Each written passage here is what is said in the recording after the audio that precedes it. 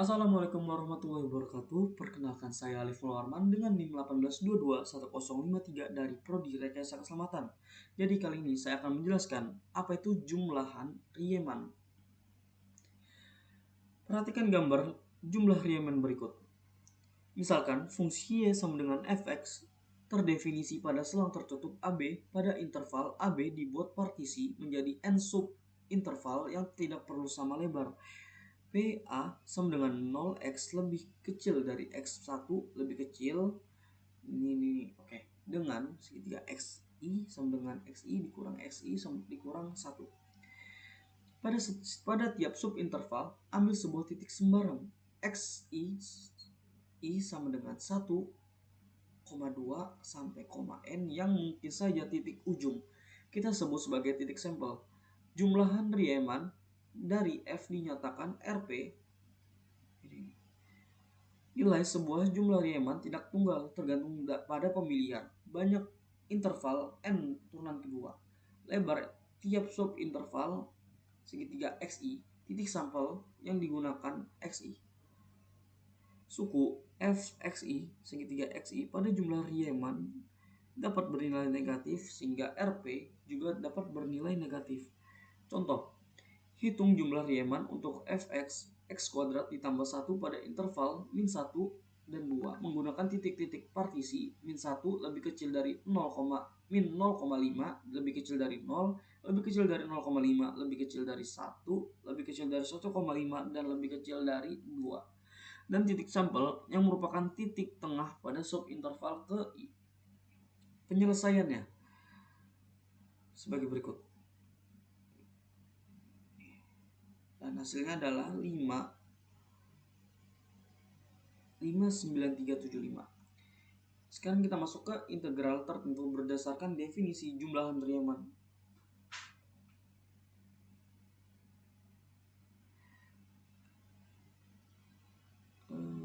Misalkan f terdefinisi pada interval AB, fungsi f dikatakan terintegralkan pada interval AB jika integral tertentu dari fungsi f pada AB ditulis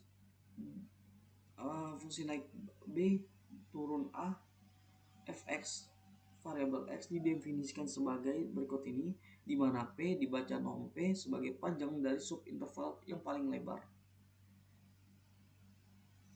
Sekarang kita masuk ke arti geometris dari integral tertentu. Secara matematis dinyatakan fungsi naik B, fungsi turun A, fx variabel x sama dengan A atas dan dikurang A bawah.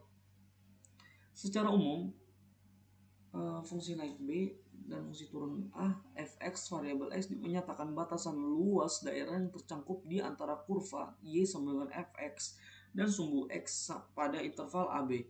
Hal itu berarti bahwa tanda positif akan diberikan pada luas bagian-bagian berada di bagian atas sumbu x. Sekarang kita masuk ke sifat-sifat integral tertentu. Oke, jika A sama dengan B, maka fungsi naik B dan fungsi turun A fx variabel x sama dengan 0.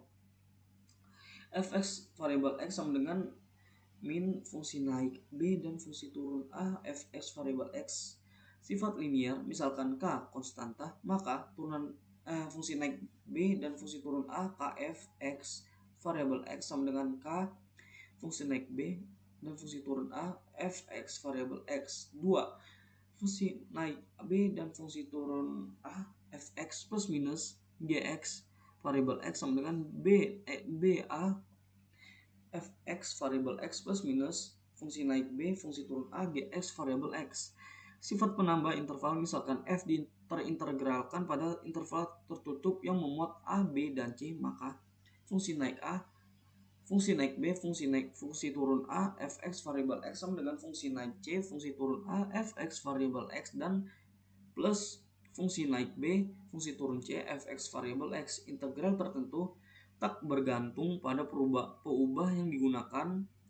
Fungsi naik B, fungsi turun A, fx variabel x sama dengan fungsi naik B, fungsi turun A, fu variabel u sama dengan fungsi naik B, fungsi turun A, ft variabel t.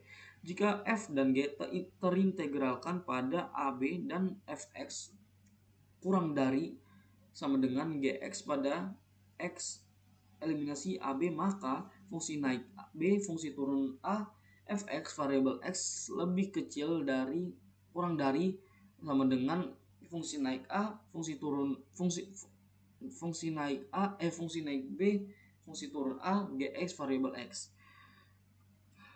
Luas daerah yang dibatasi kurva kontinu Y fx pada AB garis X A sama dengan A garis X sama dengan B, dan sumbu X adalah L sama dengan fungsi naik B, fungsi turun A, fx variabel X. Untuk fungsi f yang terintegralkan pada negatif A dan A, jika f fungsi ganjil maka fungsi naik A, fungsi turun min A, fx variabel X sama dengan 0. Jika f fungsi genap maka fungsi naik A, fungsi turun minus anu negatif A, fx variabel X sama dengan 2, fungsi naik A, fungsi turun 0, fx variabel X. Dan ini adalah latihan soalnya.